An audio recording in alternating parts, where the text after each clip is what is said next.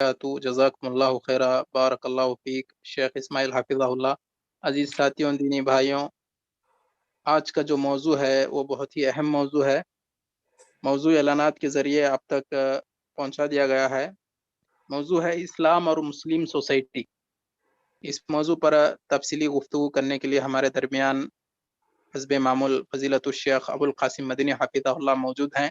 میرے بھائیوں، زوم پر audio video بند رکھے، درس کو توجہ سے سنیں۔ انشاءاللہ درس کے بعد سوال و جواب کا سیشن بھی ہوگا۔ بغیر کسی تاخیر کے شیخ محترم کو دعوت دیتا ہوں، وہ آئے اپنا موضوع اسلام اور مسلم سوسائٹی پر خطاب شروع کرے۔ فلیتفضل مشکورا و معجورا فضیلت الشیخ ابو القاسم مدنی حفظہ اللہ۔ السلام علیکم ورحمۃ اللہ وبرکاتہ۔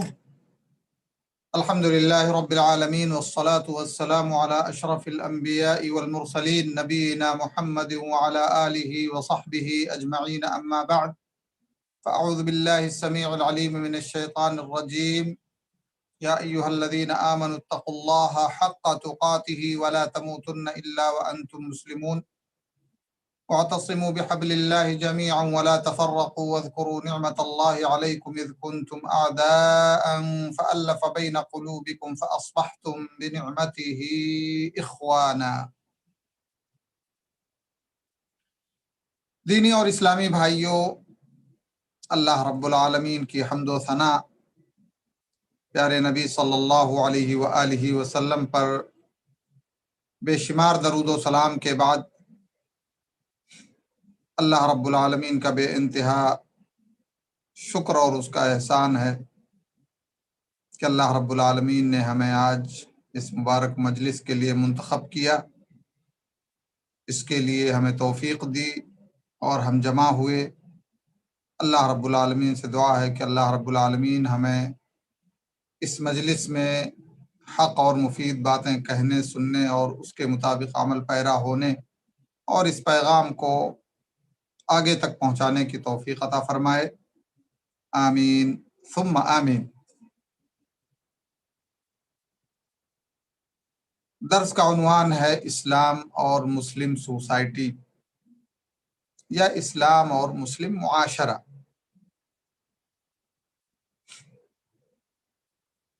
جب ہم اسلام کہتے ہیں تو دین اسلام ہمیں ایک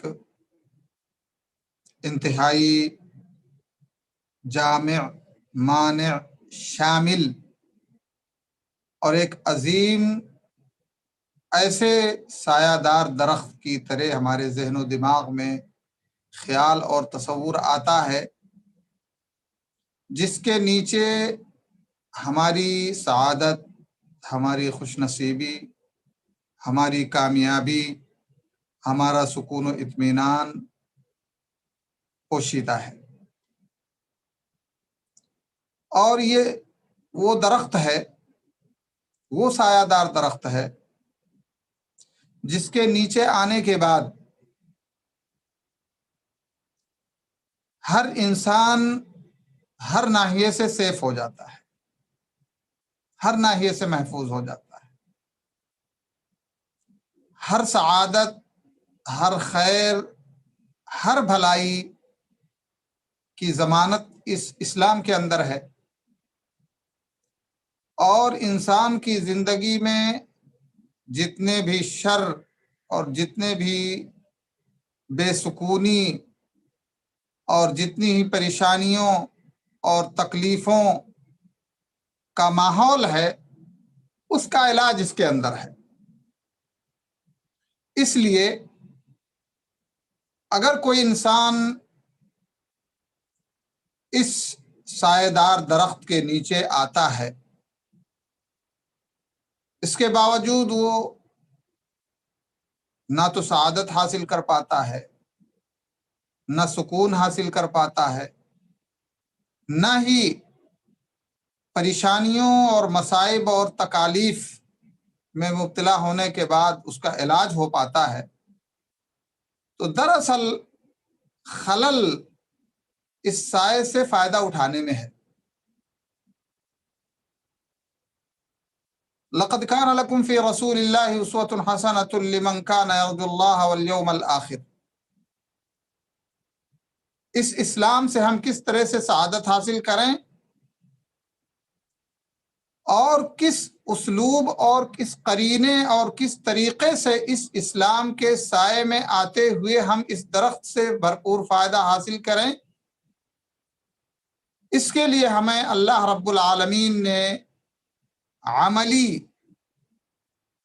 اور پریکٹیکل انداز میں جو آئیڈیل دیا ہے وہ ہے ہمارے پیارے نبی صلی اللہ علیہ وآلہ وسلم، اور آپ کی جنہوں نے صحیح اور سچے معنوں میں اقتداء اور پیروی کی ہے وہ صحابہ کرام کی جماعت ہے۔ اپنے نبی اکرم صلی اللہ علیہ وسلم کو بطور آئیڈیل اور نمونہ اللہ رب العالمین نے قرآن کریم میں پیش کیا کہ لقد کان لکم فی رسول اللہ اسوۃ حسنۃ لمن کان یرجو اللہ والیوم الآخر، کہ تمہارے لیے بہترین اسوہ ہے، بہترین آئیڈیل ہے، بہترین نمونہ ہے اللہ کے رسول صلی اللہ علیہ وآلہ وسلم کے اندر۔ لیکن کن لوگوں کے لیے، کون سے لوگ پیارے نبی صلی اللہ علیہ وآلہ وسلم کو سچا آئیڈیل بنا سکتے ہیں اور آپ سے صحیح طور پہ مستفید ہو سکتے ہیں؟ اس کے لیے دو شرطیں اللہ رب العالمین نے رکھی ہیں اور دو صفتیں رکھی ہیں کہ جس کے اندر یہ دو صفتیں ہوں گی وہی دراصل اپنے رسول صلی اللہ علیہ وآلہ وسلم کو سچے طور پہ آئیڈیل بنائے گا، سچے طور پر آئیڈیل مانے گا، اور عملی طور پہ رسول اکرم صلی اللہ علیہ وآلہ وسلم کی سیرت سے اپنے آپ کو منور کرے گا۔ اللہ نے فرمایا لمن کان یرجو اللہ والیوم الآخر وذکر اللہ کثیرا، ان لوگوں کے لیے آئیڈیل ہیں جو اللہ رب العالمین کو چاہتے ہیں، جن کی چاہت اللہ رب العالمین ہے، والیوم الآخر، اور جن کی چاہت یوم آخر ہے، یعنی آخرت کا دن ہے، یعنی وہ اللہ والے لوگ ہیں، وہ دیندار ہیں، دنیا دار لوگ نہیں ہیں، وہ اللہ رب العالمین کی چوائس کو پہلے نمبر پر رکھتے ہیں، آخرت کی کامیابی کو پہلے نمبر پر رکھتے ہیں، اور اسی وجہ سے اللہ رب العالمین کو کثرت سے یاد رکھتے ہیں، اللہ کا ذکر کثرت سے کرتے ہیں۔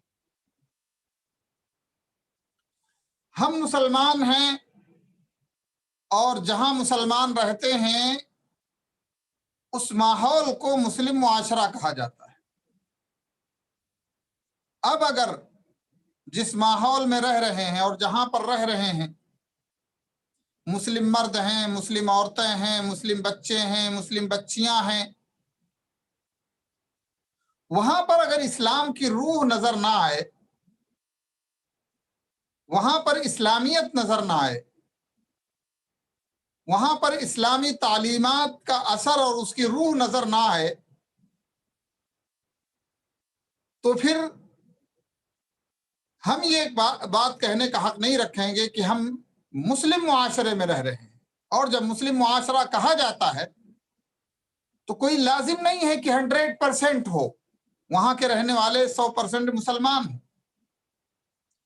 یہ اسلامی روح اور اسلامی ماحول اور اسلامی رہن سہن، اٹھک بیٹھک، ملن جلن، یہ ساری چیزیں جب اسلامی طرز کی ہوں گی تو اسلامی معاشرہ کہلائے گا۔ اب اگر اس چیز کو یا اس مفہوم کو، اس تصور کو ہم اگر لاگو کریں،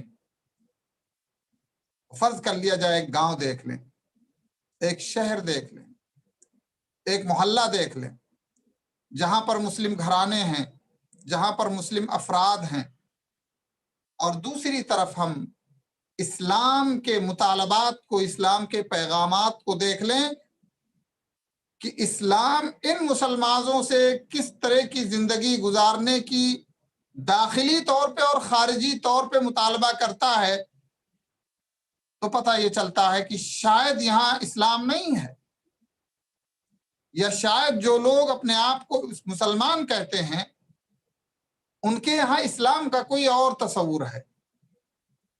اس لیے اسلام اور مسلم معاشرے کا جو تصور ہم اپنے ذہن و دماغ میں لائیں گے وہ تصور بڑا ہی خوبصورت ہے، وہ تصور بڑا ہی پیارا ہے۔ وہاں پر اللہ رب العالمین کی وحدانیت ہے، وہاں پر اللہ رب العالمین کی عبادت ہے، وہاں پر آپس میں ایک دوسرے کے ساتھ محبت، الفت اور خیر خواہی ہے۔ وہاں پر سب سے عظیم عبادت جس کا قیام عقیدے کی اصلاح کے بعد سب سے پہلے ہوتا ہے، وہاں نماز کا قیام ہوگا، جو سب سے عظیم، جس کو ام العبادات کہا جاتا ہے۔ تمام عبادتوں کی ماں، تمام عبادتوں کی اصل، تمام عبادتوں کی جڑ نماز۔ جس معاشرے میں نماز کو ام العبادات کا مقام نہیں ملا عملی طور پہ، وہاں کے رہنے والے اپنے آپ کو مسلمان کہنے والے کس طرح سے مسلم معاشرے کا وجود گارنٹیڈ بنائیں گے؟ نہیں ہو سکتا ہے۔ اور یہ ہماری ذمہ داری ہے، بحیثیت مسلمان ہماری ذمہ داری ہے کہ جہاں پر بھی ہم رہ رہے ہوں اپنے گھر میں ہم اسلام کی چھاپ چھوڑیں، اپنے گھر کے اندر ہم اسلام کا ماحول چھوڑیں، اپنے گھر کے اندر ہم اسلام کی روحانیت چھوڑیں، اپنے گھر کے اندر ہم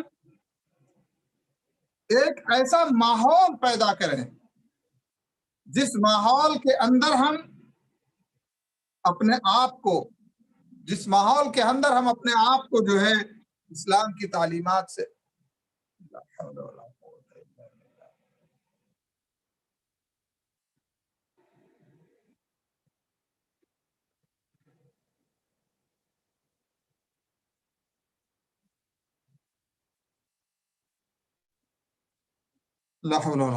بیچ میں یہ اتصالات کا بڑا عجیب و غریب مسئلہ ہے، اللہ خیر فرمائے۔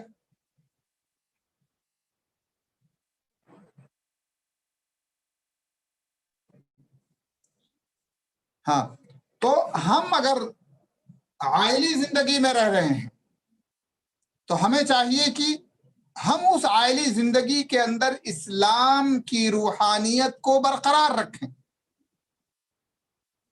اسلام کی تعلیمات کا جو اثر ہے وہ ہمارے معاشرے، ہماری فیملی کی زندگی میں ہو۔ گھر سے باہر نکلیں تو ہمارے پڑوسی ہیں، ان پڑوسیوں کے ساتھ بھی اسلام کے تقاضوں کے تحت ہم اس اسلام کی تعلیمات کی روح جو ہے وہاں پر ایجاد کریں اور آگے بڑھیں، لوگوں سے ملیں جلیں، ان کے ساتھ ہمارا معاملہ اسلامی ہونا چاہیے۔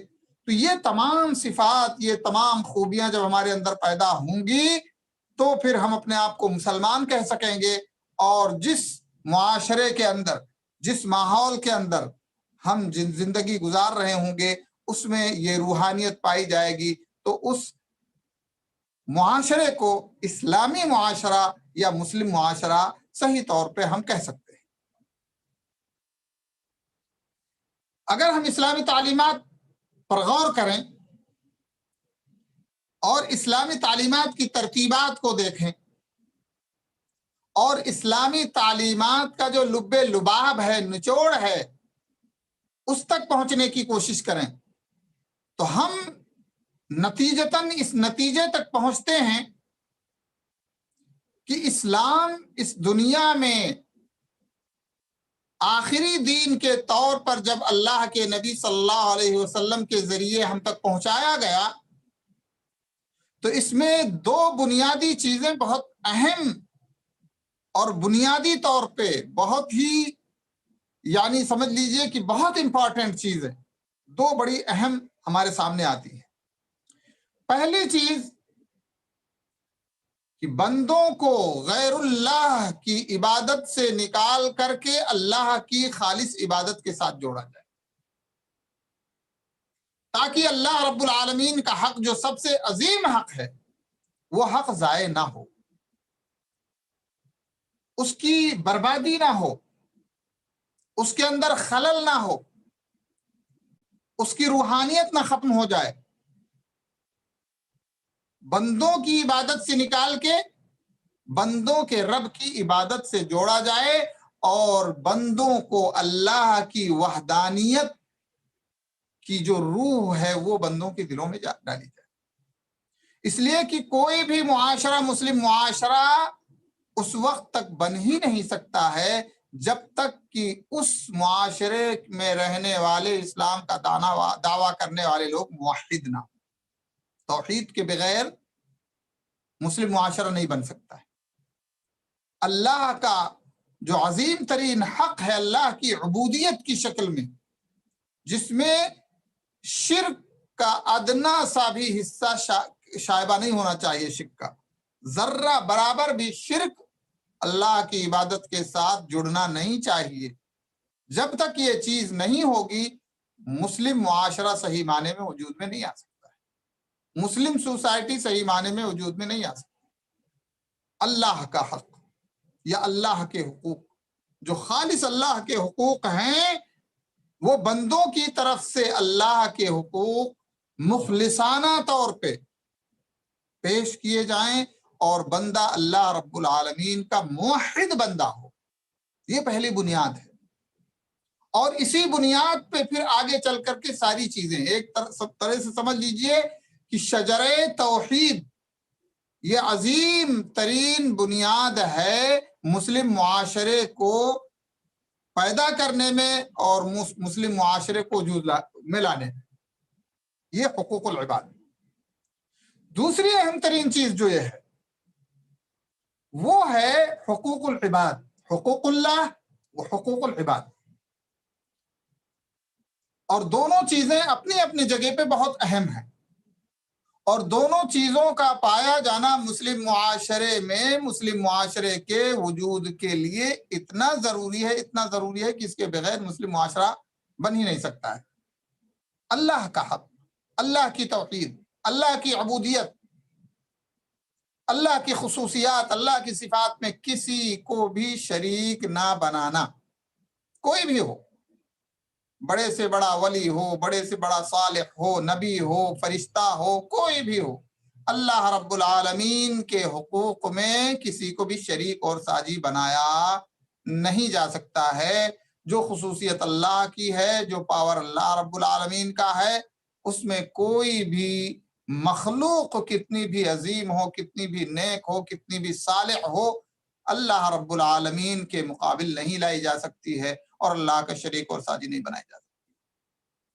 دوسرے نمبر پہ حقوق العباد، اگر حقوق العباد کی پامالی ہو رہی ہے تب بھی مسلم معاشرہ وجود میں نہیں آ سکتا۔ اور ان دونوں چیزوں پر اللہ رب العالمین نے بعض آیات میں ایک ہی جگہ اور بہت ساری آیات میں الگ الگ اس کی وضاحت کی ہے۔ ان آیات میں سے بطور نمونہ ایک آیت میں آپ کے سامنے پیش کرتا ہوں جو سورہ نساء کی ہے۔ سورہ نساء کی آیت ہے اور اس میں اللہ رب العالمین فرماتا ہے، 35 نمبر آیت ہے کہ وَاعْبُدُوا اللَّهَ وَلَا تُشْرِكُوا بِهِ شَيْئًا وَبِالْوَالِدَيْنِ إِحْسَانًا وَبِذِي الْقُرْبَى وَالْيَتَامَى وَالْجَارِ ذِي الْقُرْبَى وَالْجَارِ الْجُنُوبِ وَالصَّاحِبِ بِالْجَنبِ وَابْنِ السَّبِيلِ وَمَا مَلَكَتْ أَيْمَانُكُمْ۔ اللہ رب العالمین نے فرمایا وَاعْبُدُوا اللَّهَ وَلَا تُشْرِكُوا بِهِ شَيْئًا، اللہ کی عبادت کرو اور اس کے ساتھ کسی کو شریک نہ کرو۔ اب جب ہم اللہ کی عبادت کا نام لیتے ہیں تو اللہ کے تمام حقوق اس کے اندر شامل ہو جاتے ہیں، جتنے بھی اللہ کے حقوق ہیں عبادت کی شکل میں، چاہے وہ قلبی عبادتیں ہوں، چاہے وہ ظاہری عبادتیں ہوں، چاہے وہ باطنی عبادتیں ہوں، جتنی بھی عبادتیں ہیں ساری کی ساری اس وَاعْبُدُوا اللَّهَ وَلَا تُشْرِكُوا میں شامل ہے، اور اس میں ذرہ برابر بھی شرکت اللہ رب العالمین کے ہاں قبول نہیں ہے۔ یہ پہلا حصہ۔ وَبِالْوَالِدَيْنِ إِحْسَانًا، یہاں سے حقوق العباد کا تذکرہ کیا، اور بندوں میں سب سے عظیم ترین حق جس کا بنتا ہے اللہ کے حقوق کے بعد وہ ماں باپ ہیں، والدین ہیں، اور اس کے تعلق سے آیتیں اور اس کے تعلق سے احادیث آپ نے بہت ساری سنی ہوں گی کہ ماں باپ کے کیا حقوق ہیں۔ وَبِالْوَالِدَيْنِ إِحْسَانًا وَبِذِي الْقُرْبَى، اس کے بعد قرابت دار، اور قرابت دار کا رشتہ جو ہے وہ وراثت کے حساب سے جو جتنے قریب ہیں اتنے ہی ان کے حقوق اہم تر اہم ہوتے جائیں گے، اور دائرہ جو بڑھتا جائے گا اس طرح سے ہر ایک کے حقوق، تو ان حقوق کو بھی ادا کرنا ہے۔ اگر ان حقوق کے اندر پامالی ہوتی ہے، ان حقوق کے اندر کمی اور بیشی ہوتی ہے، تو ایسی صورت میں جتنی پامالی ہوگی، جتنی کمی بیشی ہوگی، اتنی ہی مسلم معاشرے کی کوالٹی گھٹتی جائے گی، اور جس قدر ان کے حقوق صحیح معنوں میں ادا کیے جائیں گے، اسی قدر جو ہے ان کے حقوق کی ادائیگی کی صورت میں مسلم معاشرے کا نکھار اور مسلم معاشرے کی چمک جو ہے دنیا کے اندر ہوگی اور دنیا کے سامنے ہوگی، اور یہ ایک تمہید ہوگی، اور یہ ایک طرح سے جو ہے جس کو کہتے ہیں لسان حال، ایک ہوتا ہے لسان مقال اور ایک ہوتا ہے لسان حال، کہ ہم مسلمان اگر آپس میں زندگی گزارتے ہوئے ہر ایک کے حقوق کو صحیح طور پہ سمجھتے ہوئے اس کی ادائیگی کریں گے، ظلم نہیں ہوگا، زیادتی نہیں ہوگی، چاہے وہ قولی ظلم ہو، چاہے وہ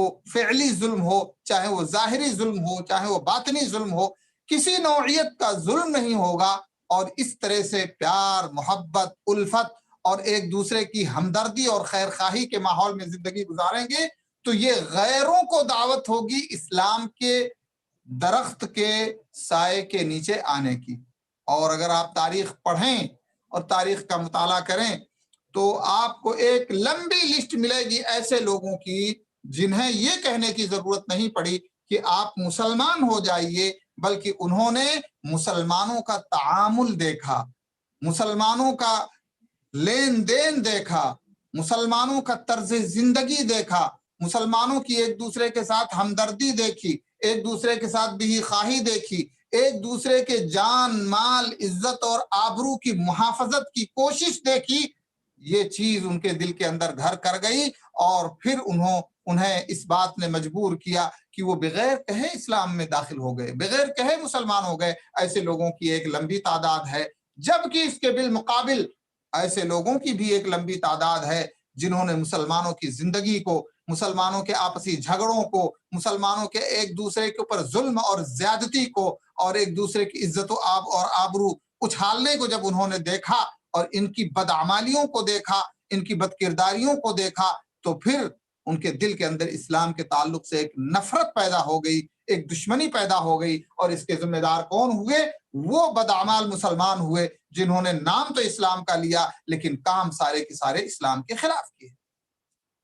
سب سے پہلے نمبر پر اللہ کے حقوق، اور اللہ رب العالمین نے فرمایا کہ اللہ والے بندے سب سے پہلا کام جو کرتے ہیں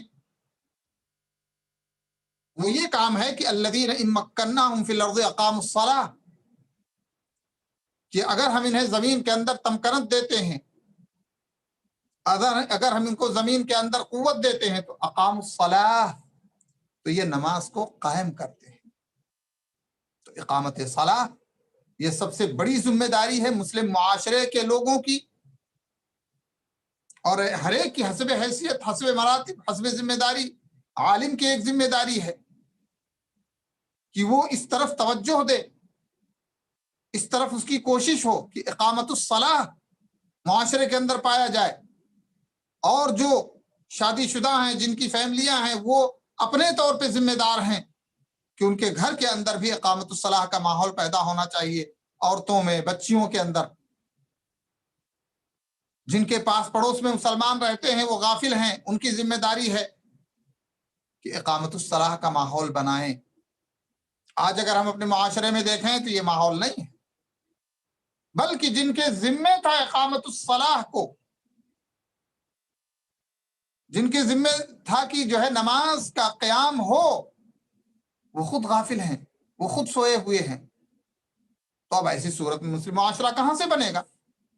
اور جو حقوق اللہ کے معاملے میں ہی فیل ہو گیا، وہ بدرجہ اولا حقوق العباد کے معاملے میں فیل ہو جائے گا، اور اس طرح سے جو مسلم معاشرے کو جس انداز میں اس دنیا کے اندر وجود میں آنا چاہیے وہ معاشرہ پیدا نہیں ہو سکے گا، اور جب وہ معاشرہ پیدا نہیں ہو سکے گا تو پھر کسی بھی چیز کی وہاں ضمانت نہیں ہوگی، نہ عزت کی ضمانت ہوگی، نہ جان کی ضمانت ہوگی، نہ مال کی ضمانت ہوگی، کسی بھی چیز کی ضمانت نہیں ہوگی، اس لیے کہ ہم نے بنیاد کو ہی ڈھا دیا، تو پھر ایسی صورت میں عمارت کہاں سے کھڑی ہو سکتی ہے؟ اللہ رب العالمین فرماتا الذین ان مکناہم فی الارض اقاموا الصلاۃ، مسلم معاشرے کی سب سے نمایاں خصوصیت ہے کہ وہاں پر نماز قائم کی جاتی ہے، نماز قائم کی جاتی ہے، وہاں نماز پڑھی نہیں جاتی، نماز قائم کی جاتی ہے۔ جس طرح سے کہ ایک عمارت کھڑی ہوتی ہے مختلف چیزوں سے مل کر کے، اسی طرح سے نماز قائم ہوتی ہے، اس کے شروط ہوتے ہیں، اس کے ارکان ہوتے ہیں، اس کے واجبات ہوتے ہیں، اور پھر جماعت کے ساتھ جن لوگوں کے اوپر نماز فرض اور ضروری ہے وہ با جماعت نمازیں ادا کرتے ہیں، تب جا کر کے نماز قائم ہوگی۔ وَقَامُوا الصَّلَاةَ وَآتَوُا الزَّكَاةَ، اور وہ زکوٰۃ دیتے ہیں۔ مالی حقوق کے اندر آج آپ دیکھیں تو کتنے لوگ ایسے ہوں گے جن کے یہاں کاروبار بغیر حساب ہوتا ہے، وہ ضرور کچھ نہ کچھ ایسا یوں خرچ کر دیتے ہوں گے، لیکن جو باریکی کے ساتھ حساب کر کے زکوٰۃ ادا کرنی چاہیے، بہت سارے لوگ ہمارے معاشرے کے اندر پائے جاتے ہیں جن کے ہاں زکوٰۃ کا نظام ہے ہی نہیں، کوئی نظام نہیں ہے، من مانی جو چاہا خرچ کر دیا، لیکن باریکی کے ساتھ ان کے ہاں حساب ہو۔ میرے خیال سے میں جہاں تک سمجھتا ہوں کہ اکثریت ایسی ہے جو زکوٰۃ کے نظام کو شرعی نقطۂ نظر سے نافذ کرتی ہو نہیں ہے، مسلم معاشرے کے لیے ضروری ہے، اور اللہ کے نبی صلی اللہ علیہ وسلم نے فرمایا کہ یہ فقیروں اور مسکینوں کا حق ہے، بیواؤں کا حق ہے۔ اب جب اس نظام کو ہی پامال کر دیا جائے گا تو پھر مسلم معاشرہ کہاں سے وجود میں آئے گا؟ نہیں آ سکتا، کسی بھی طرح سے نہیں آ سکتا۔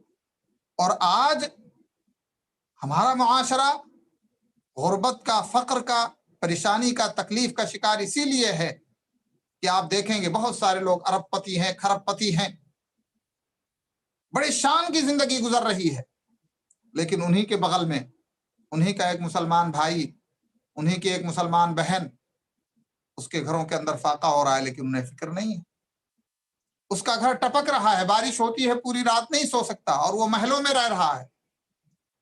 کتنا فرق ہے، یہ مسلم معاشرے میں یہ چیز نہیں ہونی چاہیے۔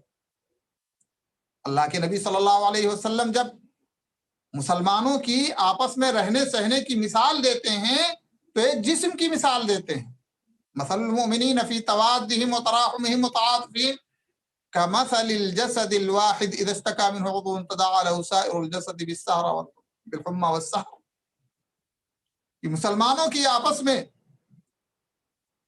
الفت و محبت میں زندگی گزارنے کی مثال ایسے ہی ہے جیسے ایک جسم ہو جس کے مختلف اعضاء ہوتے ہیں، اور جب وہ جسم کا کوئی بھی عضو، کوئی بھی پارٹ جسم کا کسی درد میں مبتلا ہوتا ہے تو اس جسم کے سارے اعضاء تڑپ اٹھتے ہیں، سارے اعضاء اور سارے پارٹس جو ہے تکلیف میں مبتلا ہو جاتے ہیں۔ یہ تصور کہاں ہے؟ یہ چیز کہاں پائی جاتی ہے؟ یہ کہاں ہے احساس معاشرے کے اندر؟ جب یہ احساس پیدا ہوگا تو پھر مسلم معاشرہ اس انداز کا پیدا ہوگا جس انداز کا اسلام چاہتا ہے۔ جب ہمدردی کی یہ روح پیدا ہوگی کہ تکلیف میں بھی اپنے بھائیوں کی تکلیف محسوس کی جائے اور خوشی میں بھی اپنے بھائیوں کی خوشی محسوس کی جائے، اب تو مسلم معاشرہ ہے۔ ورنہ ہمارا بھائی تڑپ رہا ہے، کوئی بیماری سے تڑپ رہا ہے، کوئی غربت سے تڑپ رہا ہے، کوئی فقر سے تڑپ رہا ہے، کوئی کسی مسئلے سے جوجھ رہا ہے، ہمیں اس کی خبر تک نہیں ہے، فکر تو دور کی بات ہے، خبر تک نہیں ہے۔ اور یہ چیز اور اس چیز کا پتہ مسلمانوں کو مسجد سے لگتا تھا، مسجد سے لگتا تھا، اور مسجد میں ہر ایک دوسرے کی خبر رکھتا تھا۔ اگر کوئی ایک وقت نہیں نظر آیا تو فوراً خیال پیدا ہوتا تھا یا تو فلاں آدمی منافق ہو گیا ہے یا کسی مصیبت کسی پریشانی میں ہے، کیوں نہیں آیا؟ ہمارے معاشرے میں ہے ایسی کوئی بات نہیں ہے، کیوں؟ اس لیے کہ آتے ہی نہیں ہے مسجد میں، آئیں تو پتہ چلے کہ فلاں آدمی۔ اور آج بھی ہے جو لوگ پابندی سے نماز پڑھتے ہیں، اگر ان میں سے کوئی نظر نہیں آیا تو فوراً دل میں خیال ہوتا ہے کیا مسئلہ ہے، یہ بندہ کہاں چلا گیا؟ اور آج تو وسائل ہیں، فوراً آدمی فون کرتا ہے، میسج ڈالتا ہے اور پتہ لگاتا ہے کہ بھئی کیا بات ہے، آپ نظر نہیں آ رہے ہو۔ لیکن ہمارے معاشرے میں اکثریت کیا ہے؟ بے نمازیوں کی ہے، ان کو نماز سے مطلب ہی نہیں۔ تو مسجد سے اخوت کا، بھائی چارگی کا، ہمدردی کا، اور ایک دوسرے کے احوال کو جاننے اور ایک دوسرے کے احوال کو اپنے احوال سے باخبر کرنے کا ایک ذریعہ تھی مسجد۔ لیکن اس مسجد کی روحانیت کو ہم نے ختم کر دیا تو ہمارے دلوں سے اخوت اور بھائی چارگی ختم ہوتی چلی گئی۔ جبکہ ہمارا اسلام ہم سے کیا چاہتا تھا کہ ہم ایسا معاشرہ پیدا کریں، ایسے معاشرے میں زندگی گزاریں جو مسلم معاشرہ ہو، اور مسلم معاشرہ کی نمایاں خوبی یہ تھی کہ ایک جسم کی طرح ساری امت کے افراد کو سمجھا جائے، سارے لوگوں کے درد کو اپنا درد سمجھا جائے، سارے لوگوں کی پریشانی کو اپنی پریشانی سمجھا جائے، اور جس طرح سے ہم اپنی تکلیف، اپنی پریشانی کو دور کرنے کی کوشش کرتے ہیں، اسی طرح سے ہم سے جس قدر ہو سکے اپنے بھائی کی بھی پریشانی میں اس کو دور کرنے کے لیے ہم حصہ داری کریں۔ یہ مسلم معاشرے کا تقاضا ہے، اور اس طرح سے مسلم معاشرہ ہونا چاہیے۔ الذین ان مکناہم فی الارض اقاموا الصلاۃ وآتوا الزکاۃ وامروا بالمعروف، یہ مسلم معاشرے کی خصوصیت ہے۔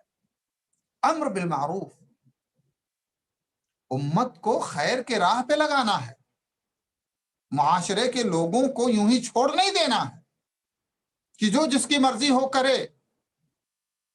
شرابی ہے تو شراب میں ڈوبا ہوا ہے، ہم سے مطلب نہیں ہے۔ جواڑی ہے تو جوئے میں ڈوبا ہوا ہے، ہم سے مطلب نہیں ہے۔ چور ہے تو چوری میں لگا ہوا ہے، ہم سے مطلب نہیں ہے۔ ناپ تول میں کمی کرنے والا اس میں ڈوبا ہوا ہے، ہم سے کمی نہیں ہے۔ آج یہی حال ہے، آج الا من رحم اللہ، اکثریت کا حال یہی ہے۔ اور جو لوگ دعوت کے میدان میں نکلے ہیں تو پھر وہ منکرات سے وہ اپنی نظریں بند کر کے نکلے ہیں، بس ان کو ایک ہی سائڈ دینا ہے۔ اور جب امر بالمعروف کی بات آتی ہے تو امر بالمعروف میں ہم کو سب سے پہلے یہ دیکھنا ہے اس کا ایمان کیا ہے، اس کا عقیدہ کیا ہے۔ اگر وہ انسان بدعقیدہ ہے، مشرکانہ عقیدہ رکھتا ہے، شرکیات ہیں اس کے عقیدے کے اندر، تو امر بالمعروف کی ابتدا اصلاح عقیدہ سے ہوگی۔ اس کا فقدان ہے ہمارے معاشرے میں۔ جو لوگ دعوت کے میدان میں بہت سارے لوگ نکلے ہوئے ہیں، وہ خود ان کا ہی عقیدہ صحیح نہیں ہے۔ وہ فاقد الشیء لا یعطیہ، جس کا اپنا ہی عقیدہ صحیح نہیں ہے وہ دوسرے کا عقیدہ کیا صحیح کرے گا۔ تو امر بالمعروف کا جو صحیح تصور ہونا چاہیے، اور امر بالمعروف کا جو صحیح مضمون ہونا چاہیے، اور امر بالمعروف جس صحیح طریقے سے نافذ ہونا چاہیے وہ نہیں نافذ ہو رہا۔ جو لوگ صاحب عقیدہ ہیں، جن کا عقیدہ صحیح بھی ہے، وہ خواب غفلت میں ہیں، الا ماشاء اللہ۔ سب کو نہیں کہتے ہم، لیکن آج ماحول کیا ہے؟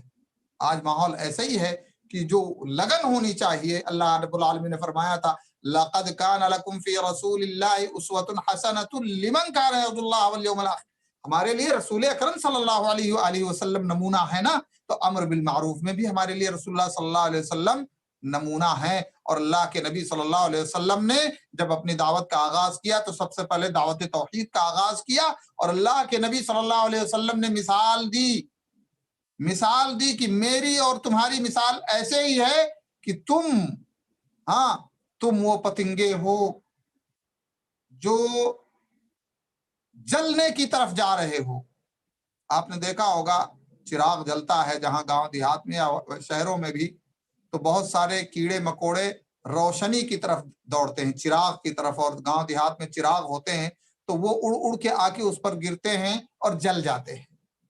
تو اللہ کے نبی صلی اللہ علیہ وسلم نے فرمایا میری مثال ایسے ہی ہے کہ تم گویا اس طرف جا رہے ہو اور وہ چراغ کی روشنی میں تم جل جاؤ گے، جیسے کیڑا جل جاتا ہے، اسی طرح سے تم جلنے کی طرف جا رہے ہو اپنے شرک کی وجہ سے، اپنی بدعمالیوں کی وجہ سے، اور میں تمہاری کمر پکڑ کے کھینچ رہا ہوں ادھر سے، یعنی تم جہنم کی طرف جا رہے ہو، اور میں تمہیں شرک کر کے، اللہ رب العالمین کے دین سے کفر کر کے تم جہنم کی طرف جا رہے ہو، اور میں تمہیں توحید کی طرف بلا کر کے، ایمان کی طرف بلا کر کے تمہیں جلنے سے روک رہا ہوں۔ تو یہ تڑپ ہمارے اندر بھی ہونی چاہیے کہ اگر ہم امر بالمعروف اور نہی عن المنکر کا شعیرہ اپنی زندگی میں لانا چاہتے ہیں تو پھر ہم دعوت کا آغاز، اگر ہمارے سامنے وہ شخص ہے جو شرک میں مبتلا ہے، بدعات میں مبتلا ہے، تو اس کو نماز کی طرف لا کر کے کیا فائدہ ہے؟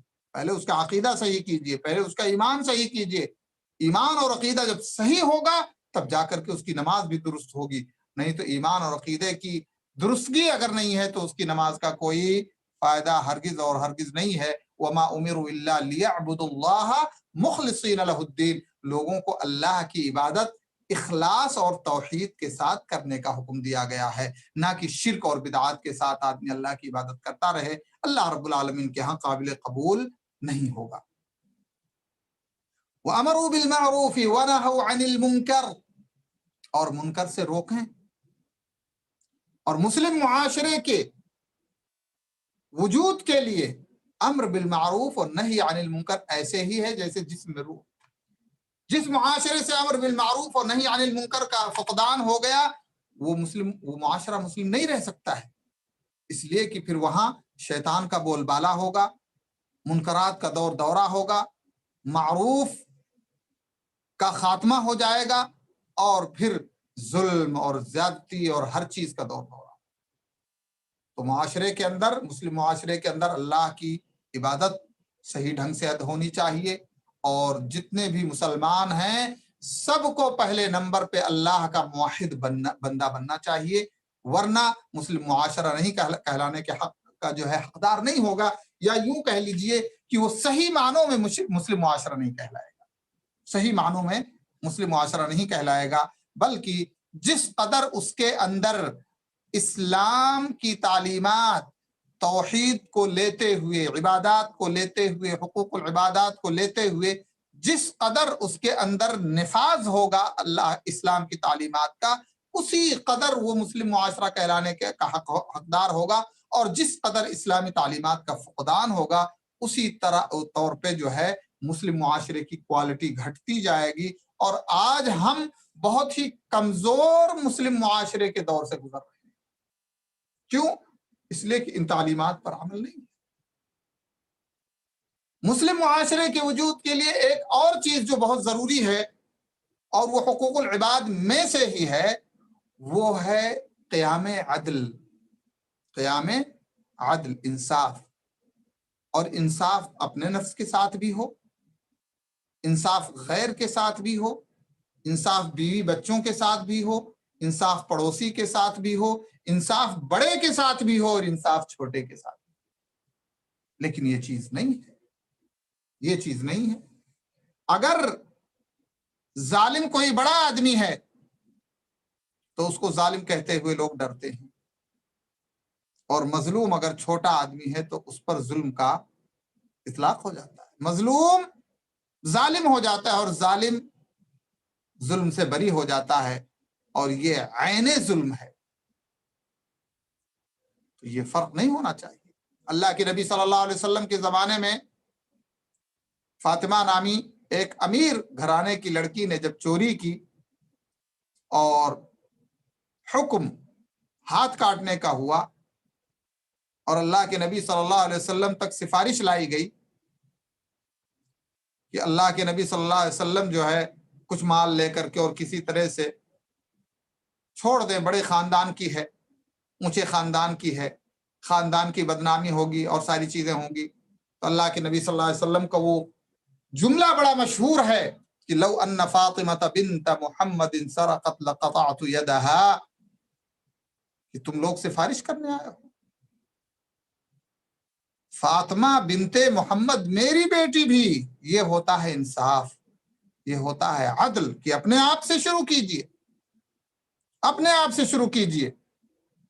اگر ہمارا بیٹا بھی، ہمارا بھائی بھی ظالم ہے تو ہم اس کے ظلم کو روکنے کی کوشش کریں اور مانیں کہ یہ ظالم ہے. وَلَا يَجْرِمَنَّكُمْ شَنَآنُ قَوْمٍ عَلَىٰ أَلَّا تَعْدِلُوا اعْدِلُوا هُوَ أَقْرَبُ لِلتَّقْوَىٰ وَاتَّقُوا اللَّهَ.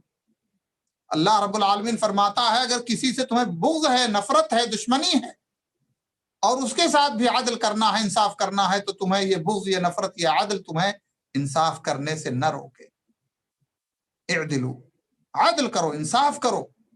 وَأَقْرَبُ لِلتَّقْوَىٰ وَاتَّقُوا اللَّهَ، اور یہ عدل اور انصاف جو ہے یہی تقویٰ کے قریب ہے. عدل کر کے ہی متقی بن سکتے ہو، گرچہ वलौ अला अनफुसिकुम, अपने ऊपर भी फैसला देना हो, खुद को खुद पर फैसला देना हो, और वहां पर भी तुम्हारे अंदर ये जुरात पैदा हो कि नहीं मैंने जुल्म किया है, तब जाकर आदल का निजाम कायम होगा, तब जाकर के मुस्लिम मुआशरा जो है सही ढंग से वजूद में आएगा, और तब जाकर के मोहब्बत और उल्फत का माहौल पैदा होगा। तब जाकर के देखिए, कमा तदीन तुदान, जैसा करेगा बंदा वैसा भरेगा। अगर हमारी बुरी निगाहें किसी की इज्जत और आबरू पे होंगी तो दूसरे की निगाह जरूर हमारे ऊपर बुरी होगी।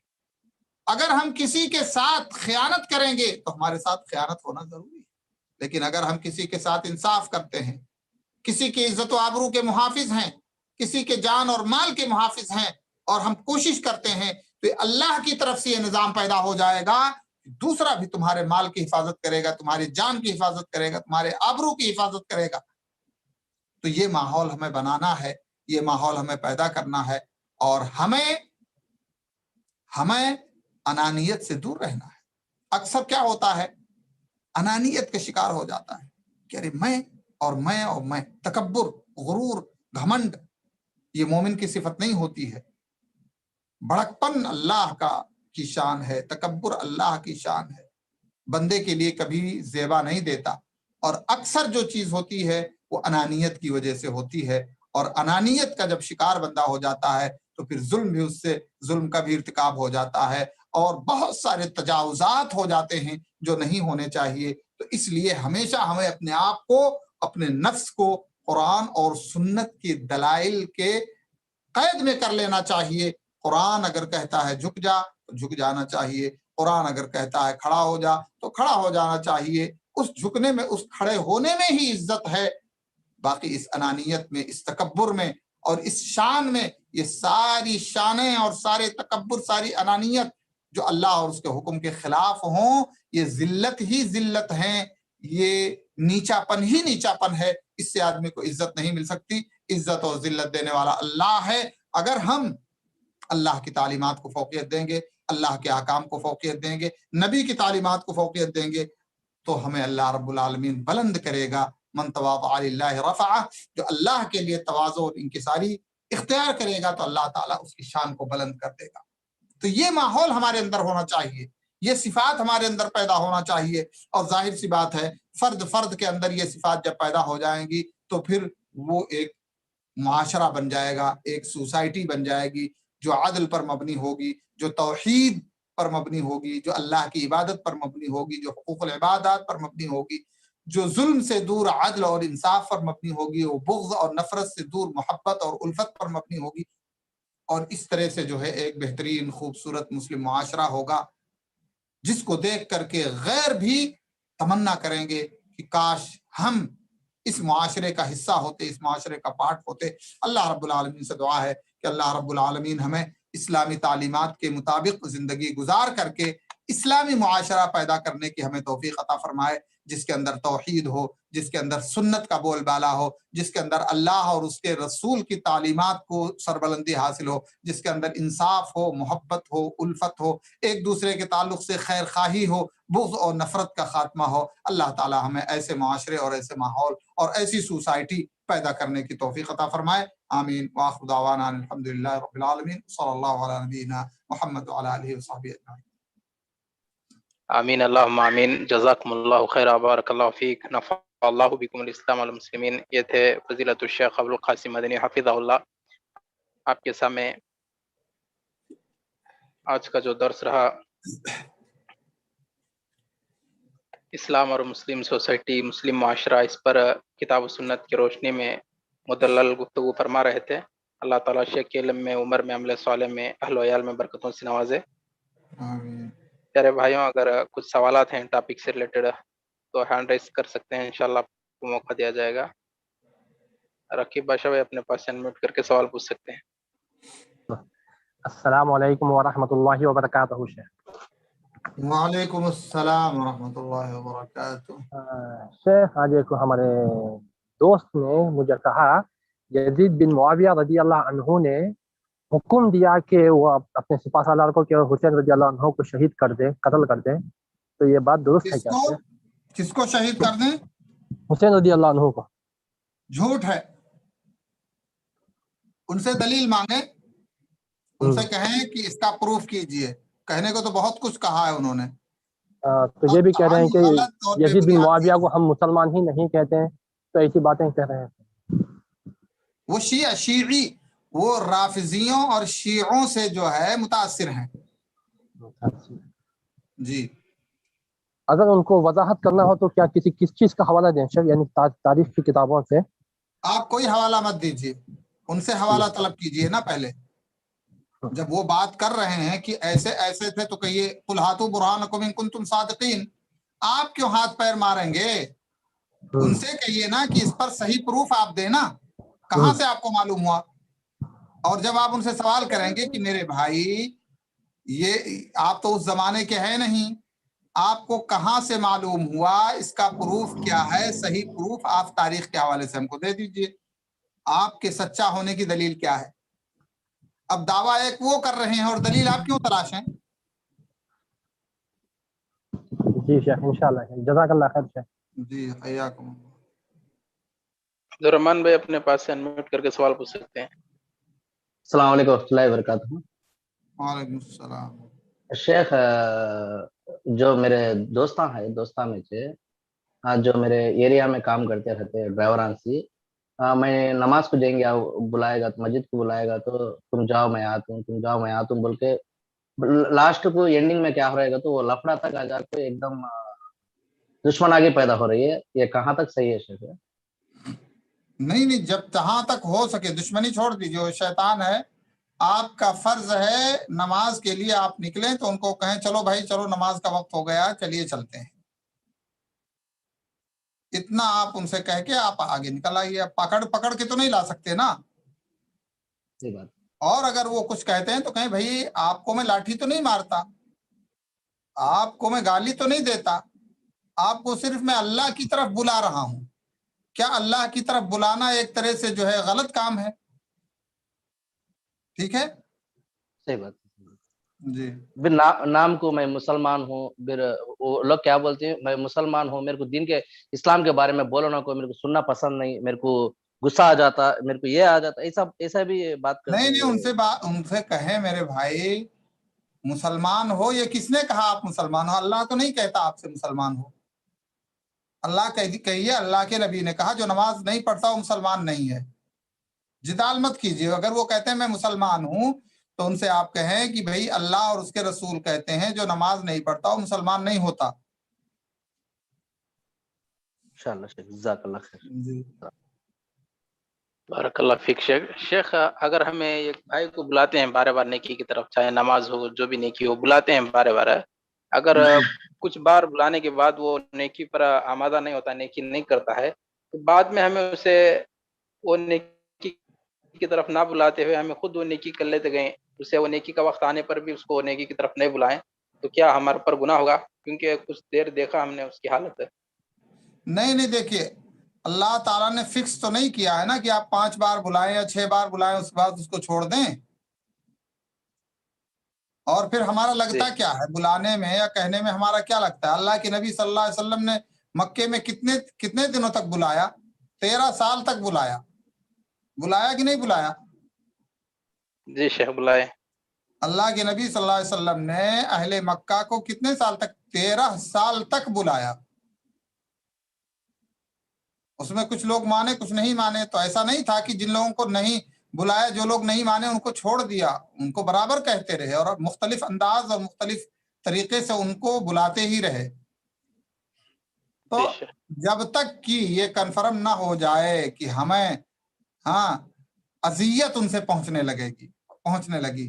اذیت کا مطلب یہ ہے کہ مار پیٹ کی نوبت آ جائے یا اس طرح کی, ٹھیک ہے نا, ظاہری طور پہ. یہ نہیں کہ شیطان کہے یار ایسا نہ کرو نہیں کہیں جھگڑا نہ کر لے, نہیں. واقعی اگر جھگڑے کی نوبت آ جاتی ہے اور وہ مار پیٹ کرنے پر آمادہ ہو جاتے ہیں, تو ایسی صورت میں آدمی توقف کرے, کیونکہ اب وہ شیطانیت پہ تل گئے. لیکن جب تک کہ نارمل طور پہ کہنا ہے, کہنے سے کچھ حرج کی بات نہیں ہے, تب تک کہتے رہنا چاہیے. ایک بار نہیں 100 بار آدمی کہے.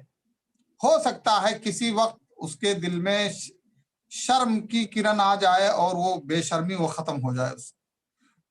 اور ویسے بھی اگر موقع ملے کبھی کسی موقع سے تو اس کو سمجھانے کی بھی کوشش کی جائے کہ بھائی ایسا مت کرو، زندگی موت کا کوئی بھروسہ نہیں ہے. ہم لوگ مسجد میں جاتے ہیں، آپ لوگ گھر میں معصیت کرتے ہیں اللہ کی، اسی حالت میں اگر موت آ جائے تو اللہ کے ہاں کیا منہ دکھاؤ گے. یعنی نرمی کے ساتھ، بہت مطلب لڑائی جھگڑا کر کے نہیں، پیار سے. جی شیخ، بارک اللہ فیک شیخ. حیاکم اللہ. ابو خدیجہ بھائی اپنے پاس انمٹ کر کے سوال پوچھ سکتے ہیں، انشاءاللہ اسی سوال پر اتفاق کریں گے. السلام علیکم ورحمۃ اللہ وبرکاتہ. وعلیکم السلام ورحمۃ اللہ وبرکاتہ.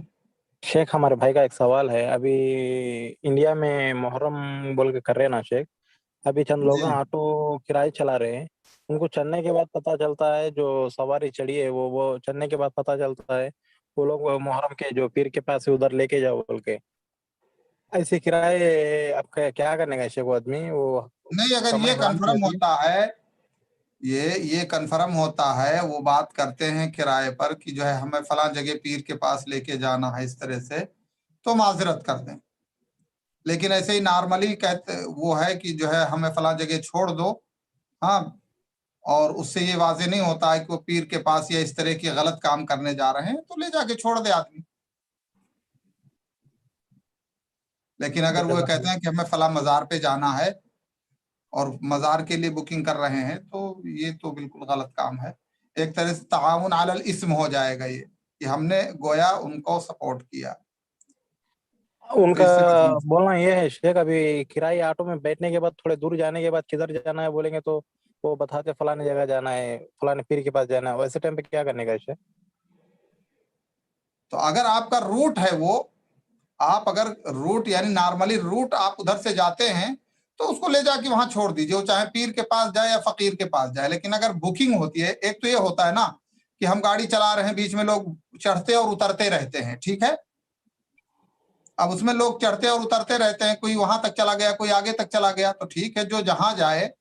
ہاں، اب وہ اگر آدمی کہتا ہے میں فلاں جگہ جانا ہے، تو اب اس کو کریدنا نہیں ہے کہ تم پیر کے پاس جا رہے ہو تو اس کو کیا کام کرنے جا رہے ہو، کیا نہیں جا رہے ہو، تو کریدنے کی بات نہیں ہے. لیکن اگر شروع سے بکنگ ہو رہی ہے تو اس کا معاملہ الگ ہے. لیکن اگر راستے میں کوئی آدمی بیٹھا ہے اور آپ کے راستے میں وہ چیز جا رہی ہے تو آپ تو لوگوں کو پہنچا رہے ہیں، آپ کی نیت تو نہیں ہے نا کہ آپ اس میں اس کا تعاون کریں. جزاک اللہ خیر شیخ.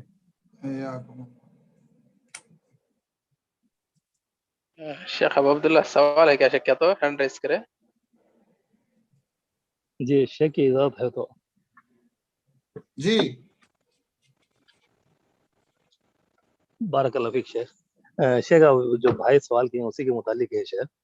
جی جو بہت سے یعنی لوگ یعنی کرائے پہ گاڑی رکھتے ہیں، کار وغیرہ، تو لوگ یعنی جو مسلمان ہو یا غیر مسلمان ہو، جو اپنے مندروں کے پاس یا اپنے مسلمانوں کچھ مزاروں تو بلے ہیں، اسی طرح مندروں کے کچھ اس طرح معصیت کے ہوتے ہیں جو شرکیہ یہ ہوتے ہیں، تو وہ بھی یہی لاگو ہوتا ہے شیخ. دونوں چیزیں ہیں جی، دونوں چیزیں ہیں. دیکھیے، ہم نے گاڑی کرائے پر کی ہے کہ لوگ عام اپنی زندگی کی، اپنی روزمرہ کی زندگی کے مسائل حل کرنے کے لیے جا رہے ہیں. لیکن اگر اسپیشلی طور پہ وہ بکنگ ہو رہی ہے، چاہے وہ مندر کے لیے یا مزار کے لیے، تو دونوں درست نہیں ہے. لیکن یوں ہی نارملی طور پہ آدمی آیا ہمارے گاڑی پر بیٹھ گیا کہ ہمیں فلاں جگہ جانا ہے، ٹھیک ہے نا، بیٹھ گیا، لے جا کے ہم نے چھوڑ دیا. اب وہ چاہے وہ جہنم میں جائے، چاہے وہ مندر میں جائے، ٹھیک ہے نا. تو فرق ہے دونوں میں. ایک یہ ہے کہ بکنگ ابتدائی طور پہ بکنگ کرے، جیسے لوگ کرتے ہیں گاڑی بک، اور ایک یہ ہے کہ ہمارا روٹ ہے، راستے میں وہ پڑتا ہے، آدمی بیٹھا، ہم نے چھوڑ دیا وہاں، وہ چاہیں جہاں جائے. تو اس میں اور اس میں فرق ہے تھوڑا. بارک اللہ فیک شیخ. اللہ تعالیٰ آپ کی خدمات کو قبول فرمائے، ذخیرہ آخرت اور صدقہ جاریہ بنائے آپ کے لیے، ہم سب کے لیے بھی. آمین یا رب. الحمدللہ، اللہ تعالیٰ کا بے انتہا شکر ہے. اللہ تعالیٰ آج کی اس مجلس کو کامیابی کے ساتھ اختتام پذیر کیا ہے. اللہ کی شکریہ کے بعد ہم فضیلت الشیخ ابو القاسم مدنی حفظہ اللہ کا بھی شکریہ ادا کرتے ہیں. استاد آپ لوگوں محترم نے کا بھی اپنا بہت قیمتی بہت وقت شکریہ. ہمارے لیے نکالے ہیں الحمدللہ. اس کے بعد زوم پر تشریف لانے والے آپ تمام حضرات کو، یوٹیوب پر لائیو دیکھنے والے سب حضرات کو بھی ہم شکریہ ادا کرتے ہیں، اور اللہ سے دعا گو ہیں اللہ تعالیٰ ہمارے سننے کو اور جمع ہونے کو قبول فرمائے. اللہ تعالیٰ دنیا اور آخرت کی عافیتیں اور کامیابیاں نصیب فرمائے. پیارے بھائیوں، آپ سب کو معلوم ہے AIGC کویت کی جانب سے ہفتے میں 3 اردو دروس ہو رہے ہیں، اور تیلگو زبان میں مہینے میں 2 تیلگو دروس چل رہے ہیں. تو ان تمام دروس کے اپڈیٹس آپ تک اعلانات کے ذریعے پہنچا دیے جائیں گے. آپ اعلانات کو فالو ہوتے ہوئے ان دروس میں وقت پر حاضری دیں اور اپنے دوست احبابوں کو رشتہ داروں کو بھی دعوت دیں.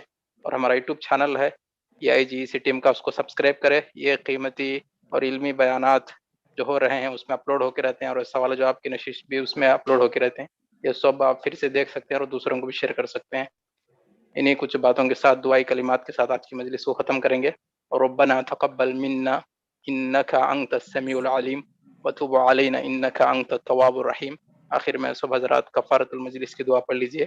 سبحانك اللهم وبحمدك اشهد ان لا اله الا انت استغفرك واتوب اليك. السلام علیکم. السلام علیکم ورحمۃ اللہ وبرکاتہ. وعلیکم السلام ورحمۃ اللہ وبرکاتہ.